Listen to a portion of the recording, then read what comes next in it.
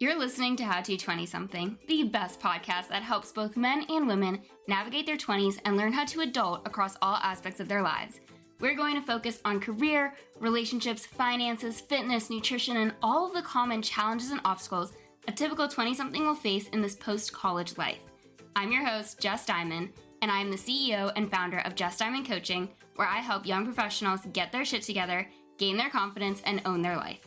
No one prepares you for this adulting world, so allow me to help you feel like you are no longer a chicken running around with its head cut off, and that you actually know what the hell is going on and what your next step to take is. Welcome to How to 20-something. Welcome back to another episode of How to 20-something, where today I'm going to reflect on my week off when I went to go volunteer with experience camps at the end of July. I did an episode with Justin Weidenfeld last year about the benefits of volunteering and what I learned while being a counselor at a grief camp. But this year, I thought it would be nice to encourage you to go away to camp and take a break from your current lifestyle, not necessarily as part of a volunteer program, but simply an adult camp. This was my second year taking a week off of my life and my routine to instead spend it in Georgia at Camp Twin Lakes. And even though the week was filled with jam-packed, really long days and on average 6 hours of sleep a night, I feel more refreshed and connected to myself than ever before. I say that as I'm recording this episode right after waking up from a nap because I'm definitely still recovering from the sleep deprivation. But it's little things that you don't think about on a day-to-day basis until you truly take a week off, enter a little bubble, and let the outside world disappear.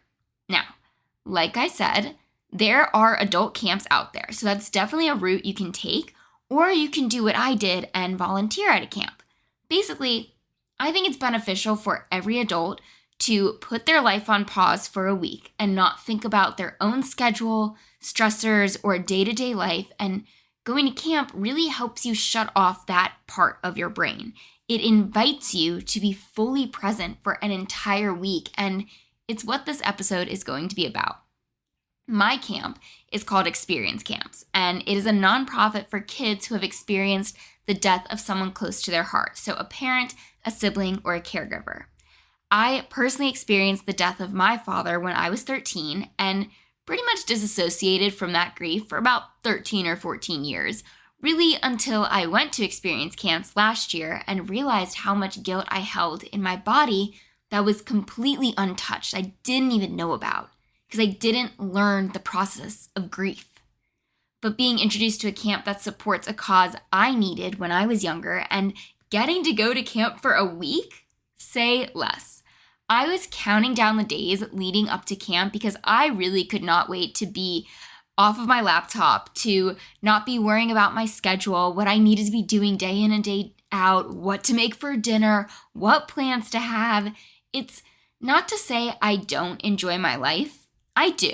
But man, is it nice to turn my brain off and not be entrepreneur Jess and just be counselor Jess for a few days, where you go to a place with other people who immediately get it and get you, where your background doesn't matter and where you are already given a commonality, albeit a shitty commonality, but a commonality nonetheless. There's an instant sense of vulnerability that is accepted and encouraged, and no matter what, you're going to have someone to hug, a shoulder to lean on, and tears that will be shed. That's for grief camp. Grief camp is a normal summer camp where my kids went fishing, paddleboarding, ziplining, horseback riding, wood burning, swimming, slip and sliding, etc. But then there's also the grief portion where every cabin is paired with a grief specialist, and there are sharing circles for the kids to talk about their person who died, and there are activities to help the kids better understand their emotions and their grieving journey. And by day 2, it feels as though you've known these people your entire life. It truly is a special place, and there are camps you can volunteer with for multiple different causes if something else speaks to you and your personal story. Like there's camps for people with diabetes, kids with cancer, kids with parents who have cancer, Tourette's, siblings of disabled people, literally anything. And then, like I said, if you just want to be the camper for the week and not the adult, then you can go to adult sleepaway camp. There's camp no counselors, adult summer camp, grown-up girls camp. All you have to do is research adult summer camp and you'll be sure to find a place that fits your needs and budget. If you have a small budget to work with, then I recommend volunteering because not only are you spending your time giving back, but you also don't have to pay for anything besides your transportation.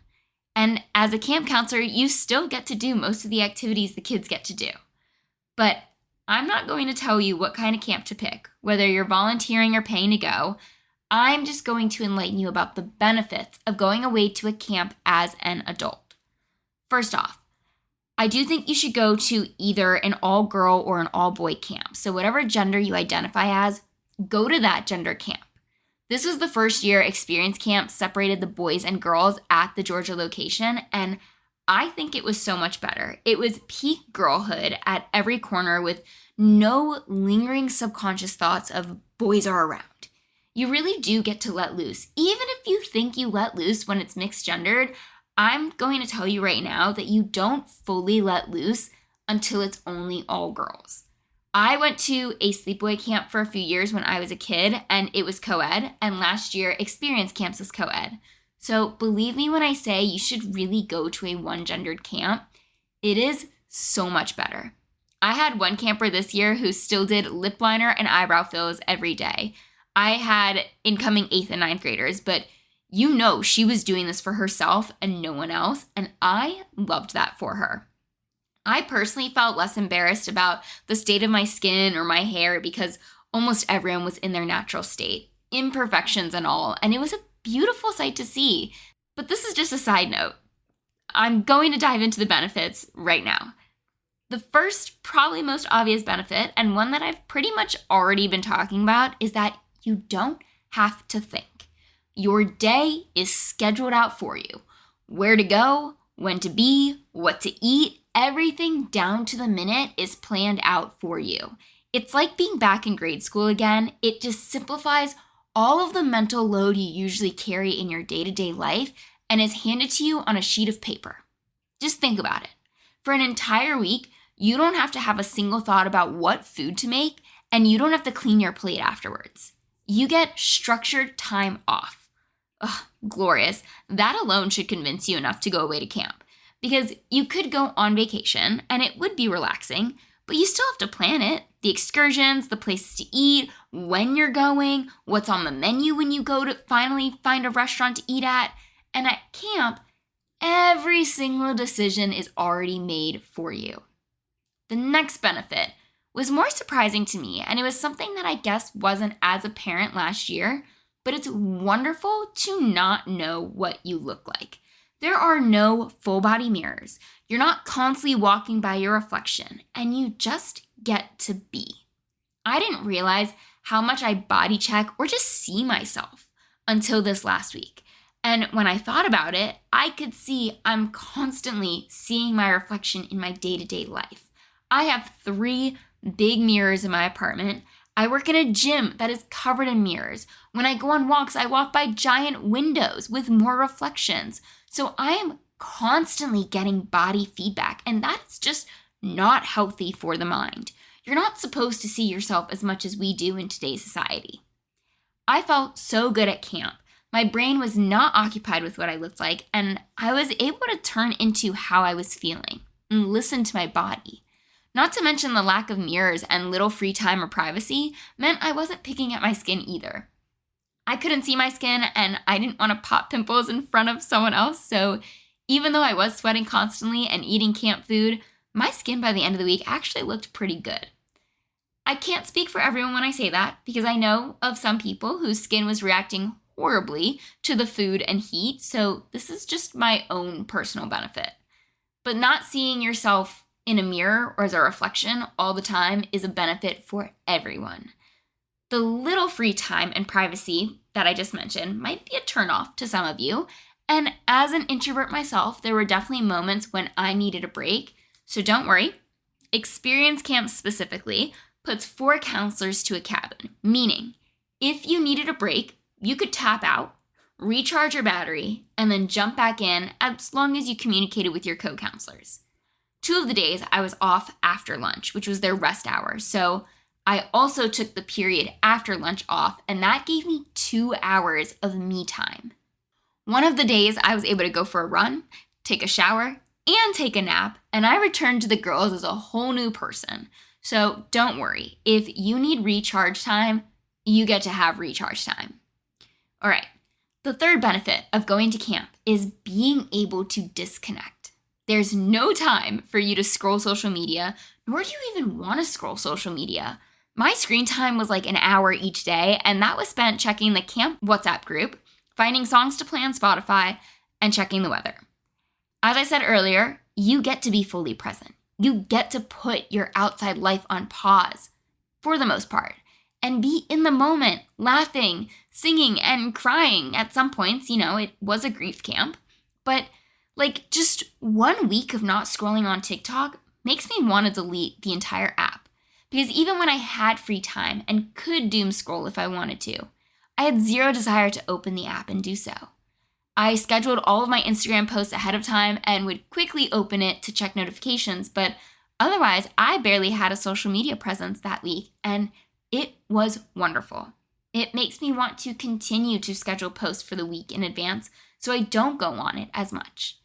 I really enjoyed not seeing what other people were up to because I was so occupied with what I was up to. And it really opens your eyes to how often you are on social media and dependent on it and using it as feedback to your own life or for when you're bored. It's not healthy. We know it's not healthy, but it is addicting. It does help you stay connected with people you aren't constantly in connection with, but it's also fake connection and more just snooping around. I know social media is horrible for my brain, and this week away at camp has really opened my mind to life without it. Or at least life with limited social media. That I'm now inspired to take more social media breaks and schedule my content ahead of time and not be so consumed by the world and people around me. So that's benefit number 3.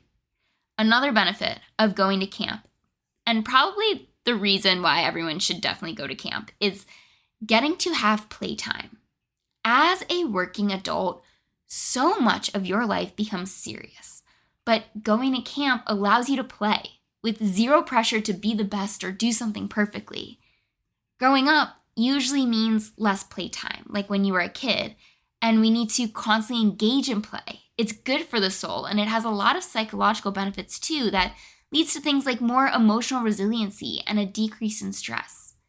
Think about it. When was the last time you went down an inflatable water slide? I can say that I did that at the end of July. Or how about your legs feeling tired from all the jumping and dancing and singing you were doing throughout the week? My cabin, one of our bunk rules that we set at the beginning of the week was to have a daily dance party.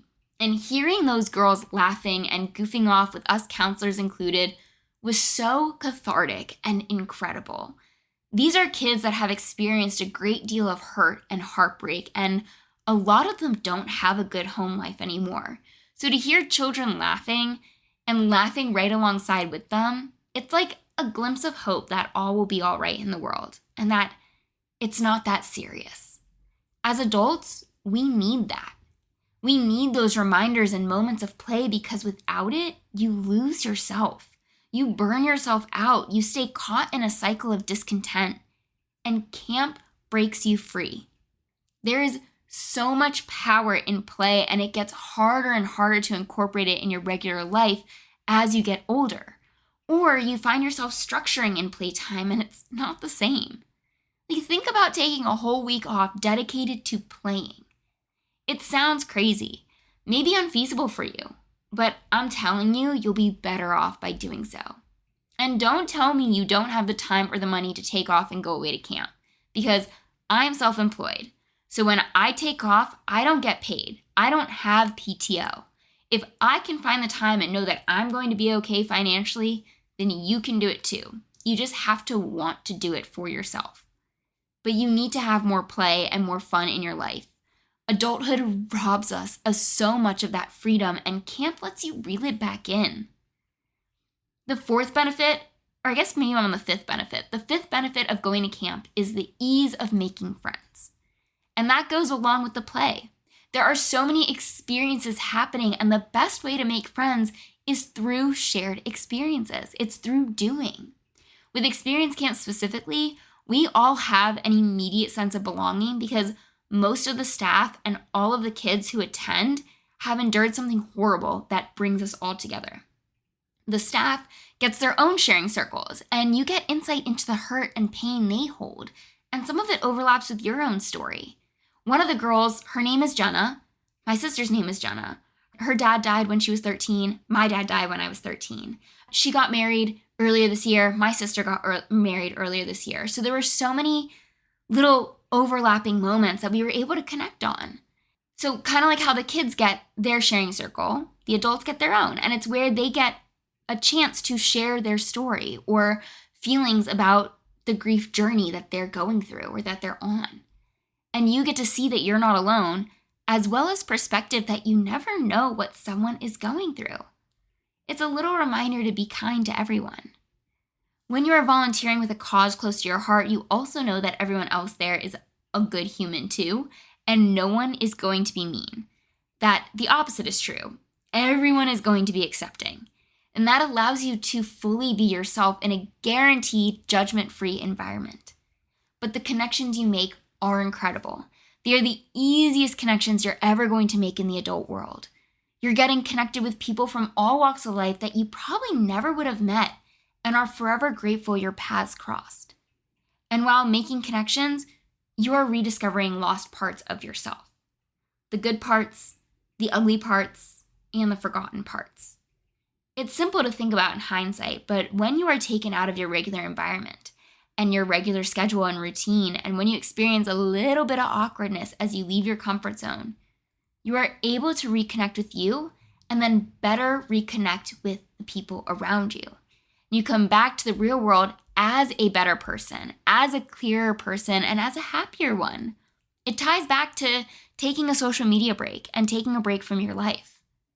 But overall, whether you're volunteering or pay to go to an adult-specific camp, I can't stress this enough. You need to go to camp. Every adult should go away to camp every year.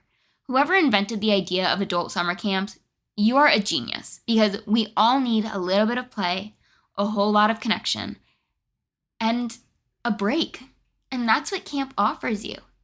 So if you're listening and you want to go to camp, take this as your sign to do so. If you want to volunteer with me next year at experience camps, reach out to me and I can help you with a referral to be a counselor or a nurse or a grief specialist. Otherwise, this does conclude another episode of How to 20-something. If you liked what you heard, if you are inspired to go to camp or volunteer at a camp, then please share this episode, post it to social media, send it to a friend. Let's have every adult take time off to play. And as always, I can't wait to be in your headphones again next week with another brand new episode.